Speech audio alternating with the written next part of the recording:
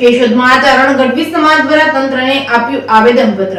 ભાવનગર જિલ્લાના તળાજાના પાદરી ગામે આહિર સમાજના યોજેલ સમૂહ લગ્ન કાર્યક્રમમાં આહિરના આગેવાન ગીગાભાઈ ભમર દ્વારા ચારણ ગઢવી સમાજ વિશે વાણી વિલાસ કરતા સર્જાયેલ વિવાદને પગલે સમગ્ર ચારણ ગઢવી સમાજમાં રોષ ફેલાયો છે। ચારણ ગઢવી સમાજના લોક સાહિત્યકાર આક્રોશ ઠાલવી પ્રતિક્રિયા આપી રહ્યા છે। ત્યારે આઈ સોનલ માની જન્મભૂમિ અને કર્મભૂમિ કેશોદ તાલુકામાં આવેલ હોય કેશોદ શહેર તાલુકામાં વસતા ચારણ ગઢવી સમાજ ઉપરાંત આઈ સોનલ માના ભક્તો લેખિતમાં આવેદનપત્ર મામલતદાર કચેરી અને ડીવાયએસપી કચેરી ખાતે પહોંચી આક્રોશભેર આપીને વાણી વિલાસ કરનાર આહિર આગેવાન ગીગાભાઈ ભમર વિરુદ્ધ કાયદેસરની કાર્યવાહી કરવા ઉગ્ર માંગ કરી છે। તાજેતરમાં જ કેશોદના મરડા સોનલ ધામ ખાતે આઈ સોનલ માની 100મી જન્મ જયંતિ સોનલ બીજ નિમિત્તે ત્રિદિવસીય શતાબ્દી જન્મ મહોત્સવ ધામધૂમથી ઉજવવામાં આવ્યો હતો। ત્યારે આશરે 10 લાખ જેટલા 18 વર્ણના ભાવિકો ભક્તો સેવકો દેશ વિદેશથી ઉત્સાહભેર ઉપસ્થિત રહ્યા હતા। ભારતીય સંસ્કૃતિ અને વીરતાનો ઇતિહાસ ચારણ સાહિત્યમાં સચવાયો છે, જે આવનારી પેઢીને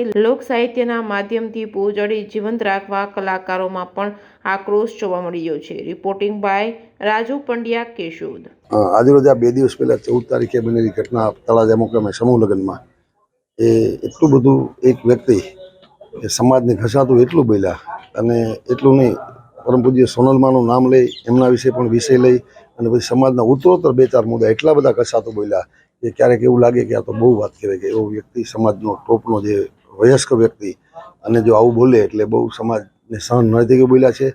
આ કોઈ સમાજ નહીં પણ સમાજમાં એવા તત્વો હોય એનું કામ હોય। ખરેખર તમામ સમાજો આ વાતમાં સાથે છે અને એટલા બધા ઘેરા સમાજમાં પડઘા પીડ્યા છે। ચારણોમાં તો ખરા જ, અન્ય સમાજમાં અત્યારે શબ્દ થઈ ગયો કે આવું બોલી જ કેમ હગાય।